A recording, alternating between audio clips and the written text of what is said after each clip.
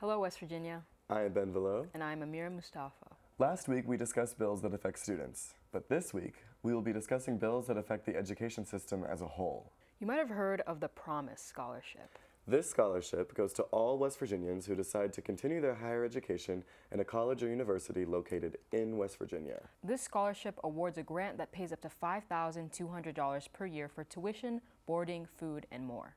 Because West Virginia ranks in the top 5 states in America for poverty and is last place in higher education, this money is imperative if we want to cultivate a culture of bright minds. As of right now, this money does not have to be paid back. Once you are awarded the money, it is yours to use to pay for your degree. However, Senate Bill 361, the Promise for Promise Act, introduced by Republican Senator Mike Stewart from Kanawha County, challenges this. This bill proposes that instead of grant money being awarded, it would be in a form of a loan. This means that for each year you stay in West Virginia post-graduation, you will receive credit for 1 year's worth of the Promise Scholarship loan, with this ending after 4 years.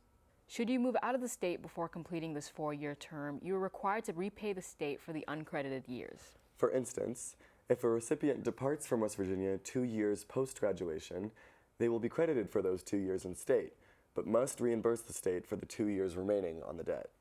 The bill was introduced into the Senate and sent to the Education Committee last month. It has not moved in that committee. It's important to remember that West Virginia is extremely impoverished, and even those who are attending higher education with the Promise Scholarships still struggle to meet their needs. This is one reason Democrat Delegate Kayla Young has introduced House Bill 4637, also known as the Student Basic Needs Campus Initiative. We mentioned this a few weeks ago, but we figured it was time for some updates. Again, this bill would allow grant money to be awarded to colleges that declare themselves as official student needs campuses. Colleges can do this by establishing a student needs program within their school, and they will be rewarded from there. This bill was introduced weeks ago, but where is it today? Well, we last left it in the Education Committee, and it is still there. The bill has not been moved, and it has not been taken up at all for discussion. The legislative process takes time, but with student advocacy in local schools and communication with your elected officials, there might be significant progress in the coming days. In other news, Republican Senator Rick Hillenbrand from Hampshire County is pushing House Bill 4846, better known as the In God We Trust bill. This bill would require every public school to have a noticeable sign that says, "In God We Trust," our national motto posted on the premises. While some might think that this violates the Establishment Clause of the First Amendment, which prohibits the government from establishing a religion, previous courts have interpreted it differently. Some rulings have said that this motto does not establish a religion, but instead a patriotic message and symbol for the youth of tomorrow. This bill was also sent to the House Education Committee but has not moved forward.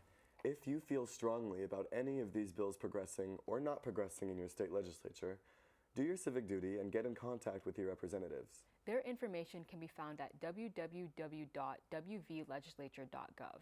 It's as simple as 2 clicks. Join us next week where we will be discussing bills that pertain to our environment. For the Legislature Today, I'm Ameera Mustafa. And I'm Ben Valleau.